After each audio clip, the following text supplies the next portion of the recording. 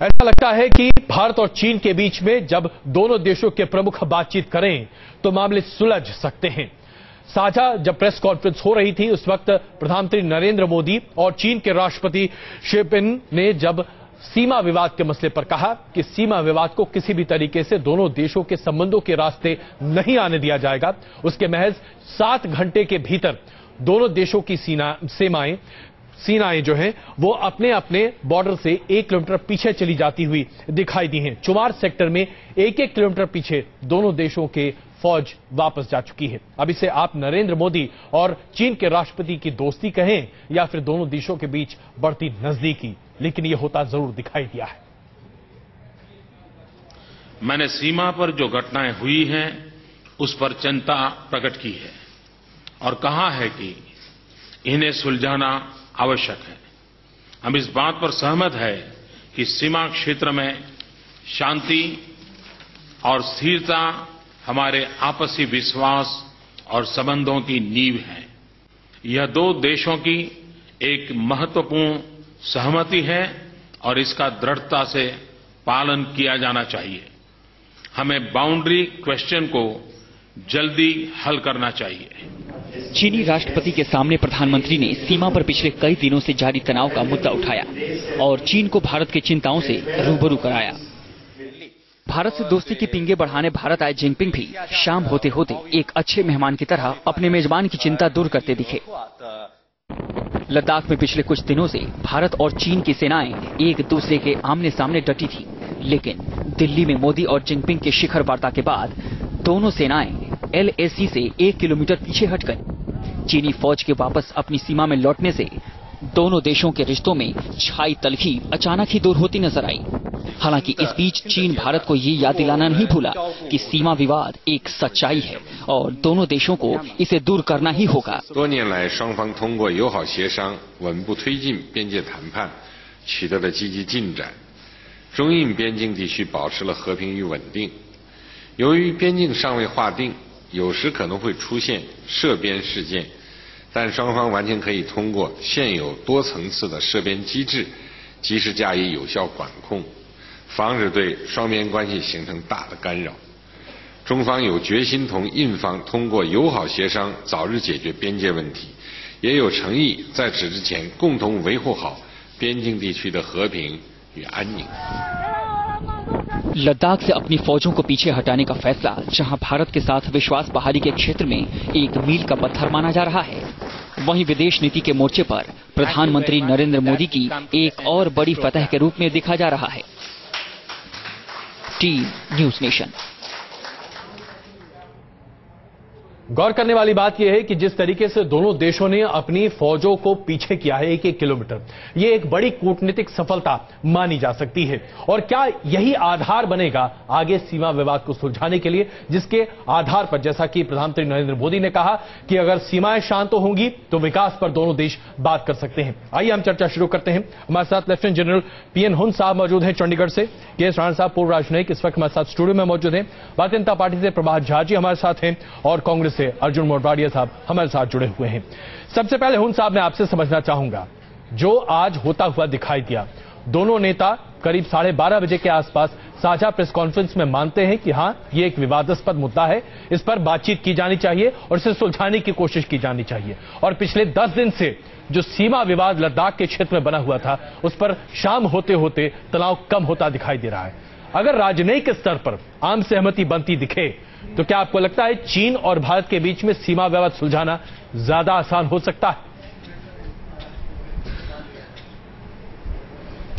जो आपने कहा है बिल्कुल दुरुस्त है। सबसे पहले तो मैं कहना चाहता हूं कि ये जो आज साइन हुए हैं पैसाकावी और चाइना और हमारा जो संबंध है वो काफी देर से मुझे लगता है कि मोदी जी ने बहुत तैयारी की है जी। आपने देखो कि किस तरीके से यह हुआ है, ये कभी आज तक नहीं हुआ।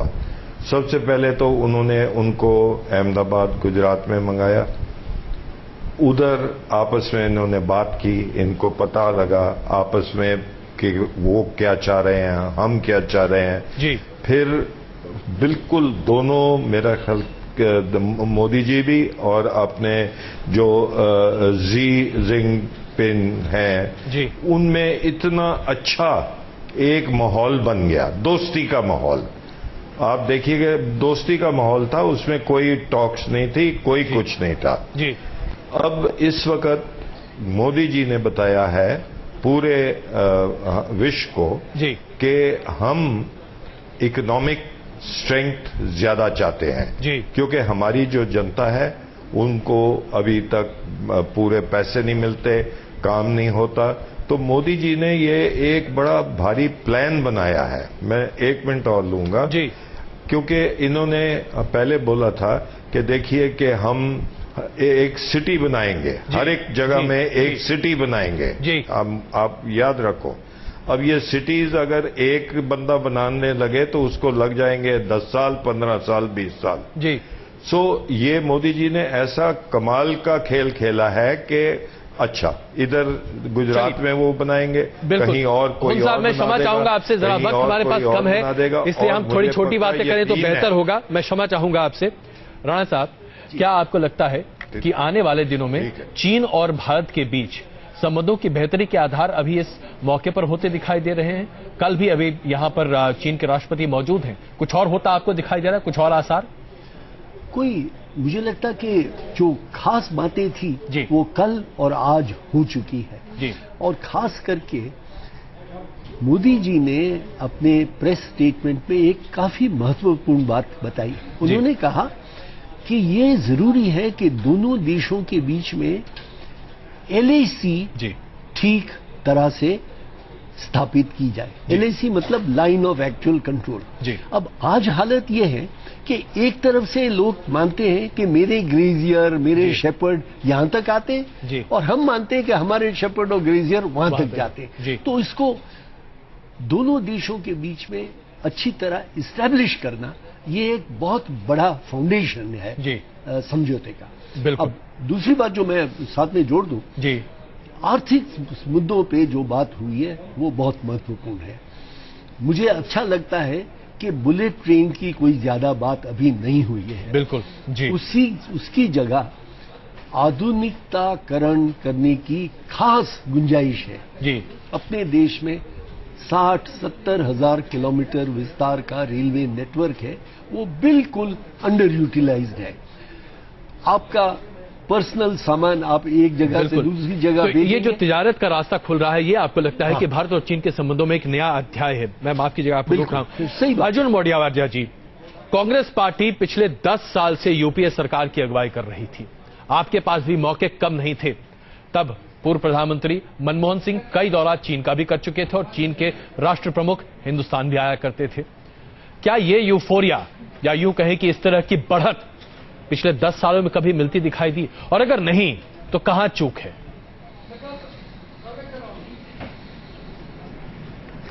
देखो, आपको याद होगा कि जो आज जो कुछ एग्रीमेंट हुआ, वो एग्रीमेंट का जो आधार है वो 2005 में हमारे और चाइना के बीच में जो समझौता हुआ था, और 2005 में चाइना के प्रधानमंत्री जब हमारे देश में आए थे, उस समय जो समझौता हुआ उनके आधार पर ही ये दूसरा एक कदम आगे बढ़ रहे हैं। हाँ, ये बात जरूर है कि मोदी जी बहुत अच्छे इवेंट्स मैनेजर हैं और ये इवेंट्स को सजा धजा के सामने रखते हैं जी, और ये ऐसा माहौल बनाते हैं। लेकिन मैं 2005 और आज के बीच में जी जो बॉर्डर पे तनाव है जी, वो तनाव के बारे में बात करना चाहता हूं। बिल्कुल। 2005 में आए थे, कोई तनाव नहीं था, और उस समय ऐसी जो घटनाएं आज घट रही है वो उस समय नहीं था। इस दफा चाइना ने ही माहौल बिगाड़ दिया जी। 2 महीने में 24 किलोमीटर हमारी धरती पर वो आ गए जी। हमारे जो 100 जवान थे उनको सीज करके बंधक बना के रखा उन्होंने जी जी, और इतना माहौल खराब हो गया कि हमें शक होने लगा कि भाई ये ऐसी माहौल में कैसी तरह वार्ता की जाए। और जैसी तरह पाकिस्तान के बीच हमारी विदेश सचिवों की बात हो रही थी जी, तब सिर्फ हमारे सेपरेटिस्ट लीडर जो कश्मीर के थे उनको मिला और बातचीत उन्होंने कैंसिल कर दी, लेकिन मोदी जी ने उसमें ये नहीं किया, क्योंकि चाइना बड़ा कंट्री है, बड़ा देश है, और हम चाहते हैं कि भाई उनके साथ रिश्ता तो आपको लगता है कि मोदी जी यहाँ भी अपना जादू चला रहे हैं या खेल कर रहे हैं? सीधे बताइए, आपको लगता है कि ये मोदी जादू है, मोदी मैजिक है, या मोदी खेल है? तो कौन करेगा? देखो, वो तो अगला दिन कहलाएगा। एक दिन ऐसा था कि पंचशील के सिद्धांत पर हम आगे बढ़ रहे थे और 62 में उन्होंने हमला कर दिया। जी, चाइना इतना रिलायबल नहीं है, ये सब जानते हैं, दुनिया के सभी देश जानते हैं, हमारा देश भी जानते हैं जी, और हमारे जो डिप्लोमेट्स हैं वो भी अच्छी तरह जानते हैं जी। इसलिए कॉशियसली आगे जाना चाहिए। बिल्कुल, आप जो बात कह रहे हैं चाइना, मोडवाडिया जी, उसी को लेकर हम प्रभात जाट जी साहब के पास जाना चाहेंगे। प्रभात जी, इससे पहले कि हम आपका जवाब लें, हम आपके सामने एक छोटा सा तथ्य भी रख देना चाहते हैं। हालांकि ये खबर आ चुकी है कि चुमार सेक्टर से 1-1 किलोमीटर पीछे दोनों देशों की फौजें जा चुकी हैं, लेकिन चुमार के काउंसलर का ऐसा दावा है कि चीन की फौज अभी भी अपनी ही जगह पर बनी हुई है। और ये खबर सबसे पहले चूंकि हमने दिखाई है, इसलिए चुमार के काउंसलर की बात भी पहले आपके सामने रख देते हैं, फिर प्रभात जी आपकी बात भी रखेंगे। पहले चुमार के काउंसलर की बात। चुमूर में जो ना ऑलरेडी मेरे ख्याल में 10 किलोमीटर ऑलरेडी अंदर आ चुका है, तो भी हमारे लोग अनफॉर्चुनेट से यहाँ से जो ना रिपोर्ट जो ना सब कुछ ठीक ठाक है। ठीक ठाक नहीं है, क्योंकि रिसेंटली हफ्ते पहले जो ना वहाँ पे जो ना कई लोग घोड़े पे चढ़ के आके जो ना लद्दाख हमारा है बोल के टीपीपी वालों को धमकी दे के चला गया। उस हिसाब से कुछ नहीं हो रहा है। मेरे ख्याल में मिनिस्ट्री ऑफ होम अफेयर और डिफेंस मिनिस्टर से रिक्वेस्ट है कि एक बार बॉर्डर में आके आप देखिए। तो प्रभात झा जी, ये अभी शाम की बात है जो कि चुमार के काउंसलर्स का कहना है, जो अभी हमने अपने दर्शकों को भी दिखाया और आपने भी उनकी बातें सुनी।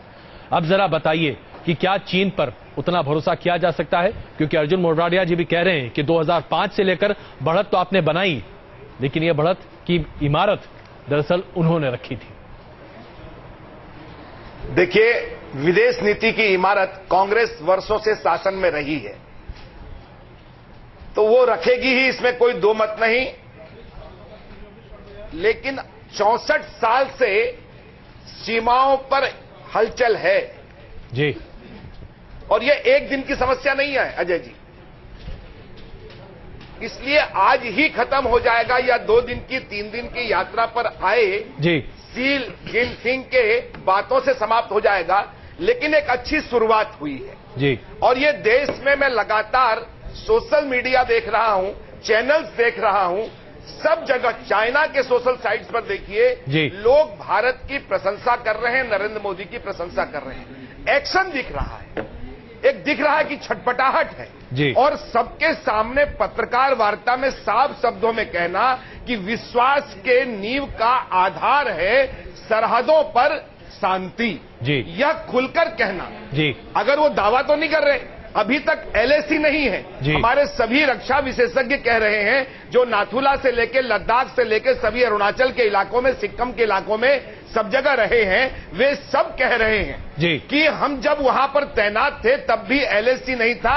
यही प्रॉब्लम है कि कभी वो बढ़ते हैं, कभी हम बढ़ते हैं, कभी वो घटते हैं, कभी हम घटते हैं। सवाल यह है कि एलएसी की पहचान की बात आज शुरुआत हुई है और नरेंद्र मोदी जी कैसे शख्स हैं ये अजय जी मेरे और आपसे ज्यादा कांग्रेस के जो प्रवक्ता हैं या अध्यक्ष हैं, जो मुझे जानकारी नहीं है, वे जानते हैं। मैं इसको राजनीतिक तौर पर नहीं देखता, मैं एक राष्ट्रवादी व्यक्ति के नाते देखता हूं। आज नरेंद्र मोदी भारत का प्रतिनिधित्व कर रहे हैं, भाजपा का प्रतिनिधित्व नहीं कर रहे हैं। चलिए, इसलिए प्रत्येक भारतवासी को आज गौरव हो रहा है और मैं सब चैनलों पे देख रहा हूं, एक ही बात आ रही है, नहीं ये अच्छा प्रयास है, ये अच्छा कदम है। बिल्कुल मोडवाडिया जी, अगर चौतरफा तारीफ है तो भाई कांग्रेस को भी एक आगे हाथ बढ़ा ही देना चाहिए। आखिरकार राष्ट्रवादी तो हम सब हैं ही।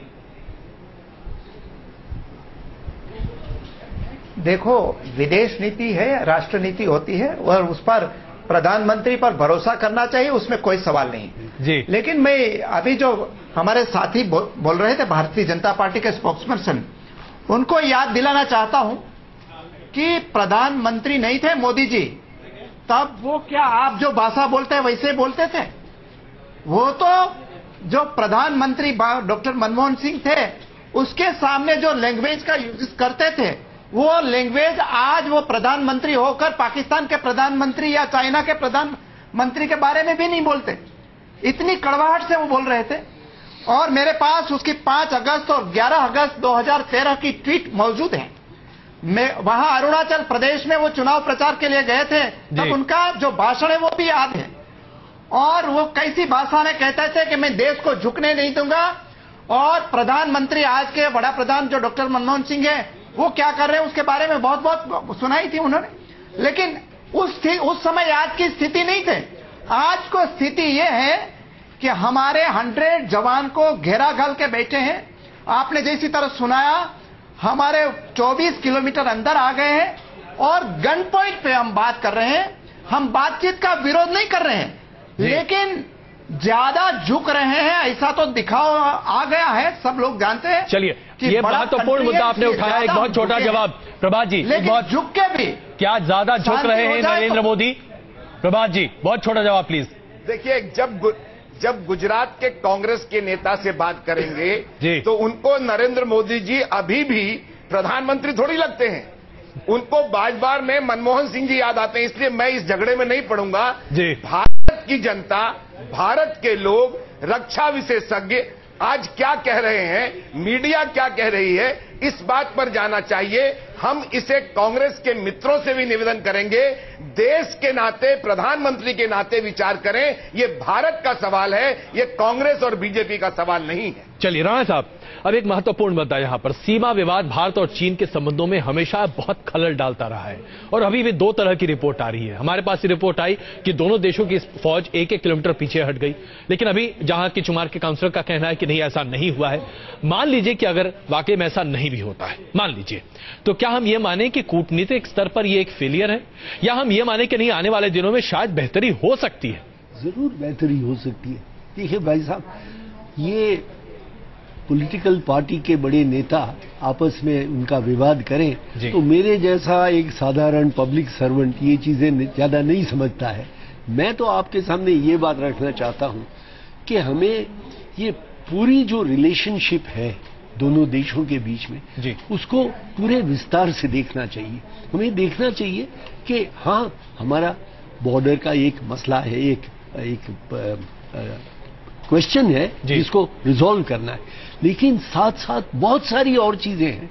और देखिए, राजीव गांधी ने 1988 विजिट में ये शुरुआत करी थी, और इस हरेक पॉलिटिकल पार्टी जो भी नेता हो उसने अपना रोल निभाया है। हम सबका आभार हमें देना चाहिए और स्वीकार करना चाहिए कि ये एक इमारत जैसी बात है, एक के ऊपर कोई अपनी ईंट रखता चला जा रहा है। बिल्कुल बिल्कुल। हुन साहब, अगर हम सामरिक दृष्टिकोण से देखें, चीन के साथ अगर हम सैन्य ताकत का मुकाबला करें तो शायद कहीं खड़े ही नहीं हो सकते। क्या आपको विश्वास है कि अर्थव्यवस्था और आर्थिक मुद्दों पर जुड़ाव के साथ शायद सामरिक मुद्दे जरा पीछे हट जाएंगे और हमें उतनी जरूरत इसकी नहीं पड़ेगी? या आपको लगता है कि नहीं, अभी भी हमें अपने सामरिक ताकत को बहुत मजबूत करना चाहिए?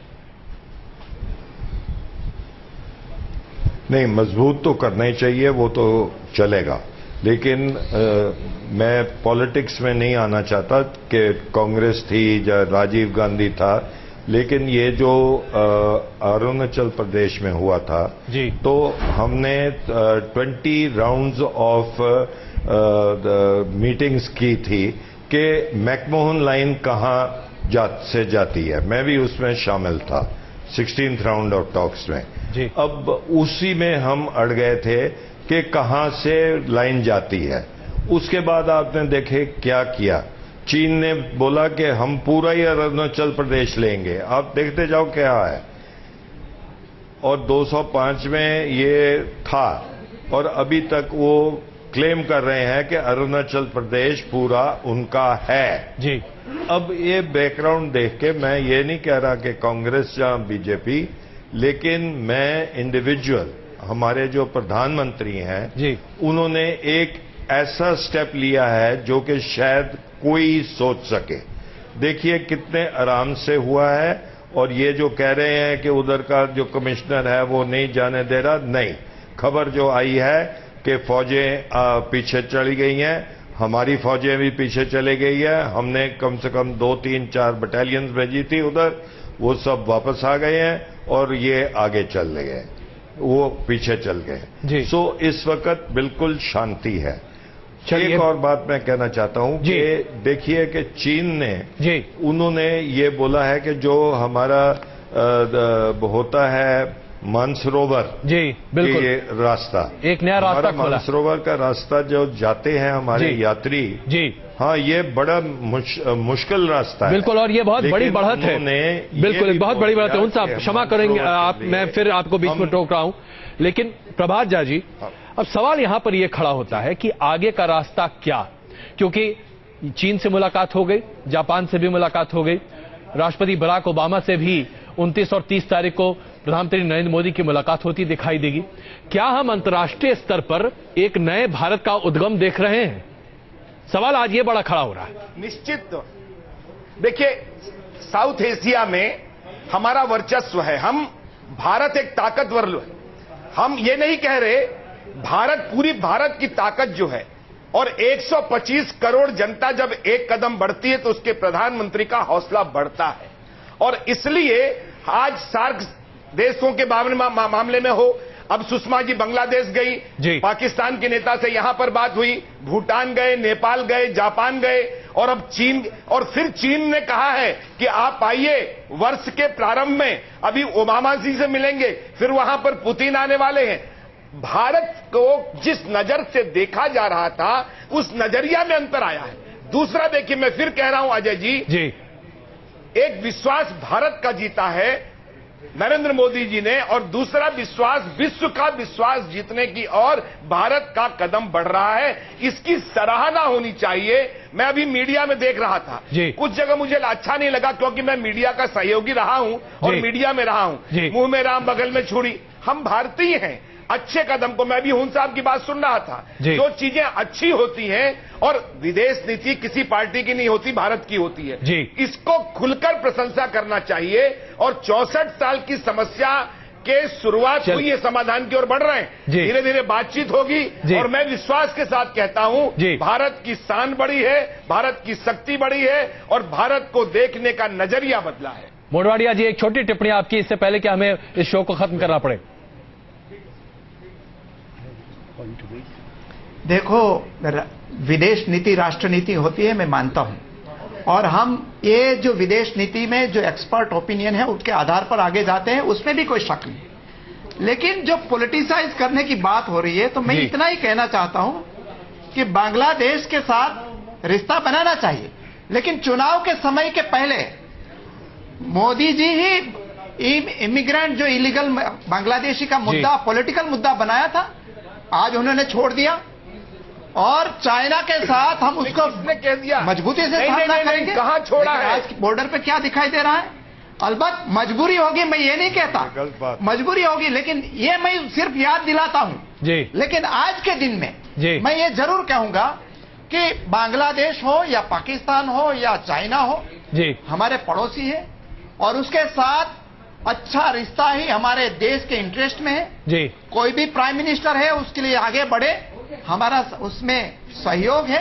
प्रधानमंत्री ने भी जो प्रयास किया है, वो उसकी नींव 2005 में रखी है, उसके आगे बढ़ाए, हमें कोई एतराज नहीं, हम उसको सपोर्ट करेंगे। चलिए, कम से कम ये उसको आगे बढ़ाना चाहिए, मैं मानता हूं, लेकिन सावचेत रहना चाहिए, ये मैं जरूर कहूंगा। बिल्कुल, चीन का इतना भरोसा नहीं करना चाहिए, चाहे व्यापार हो या चाहे बॉर्डर इश्यू। बिल्कुल, हमारा पुराना जो अनुभव ठीक नहीं रहा। बिल्कुल। राणा साहब, एक बहुत छोटी टिप्पणी आपकी, मेरे पास बस 30 सेकंड बचा है जी। मैं सिर्फ ये कहना चाहता हूं, आपने सवाल पूछा कि आर्थिक संबंध जो सुधरे तो इसका बाकी क्षेत्र में असर होगा, जरूर असर होगा, और इसलिए आर्थिक व्यवहार को आगे बढ़ाना बहुत बहुत जरूरी है। बिल्कुल, आप सबों का बहुत बहुत धन्यवाद इस चर्चा में शामिल होने के लिए। इसमें कोई दो राय नहीं है कि भारत और चीन के संबंधों में एक नया अध्याय जुड़ता दिखाई दे रहा है, लेकिन हाँ, इसमें भी कोई दो राय नहीं है कि चीन पर हर वक्त भरोसा कर पाना शायद भारतीयों के लिए आसान नहीं है। 62 की याद अभी गई नहीं। बने रहिए हमारे साथ, वापस आते हैं और चर्चा करेंगे मानसरोवर के लिए एक नया रास्ता है, क्या ये एक नया अध्याय है? बने रहिए हमारे साथ।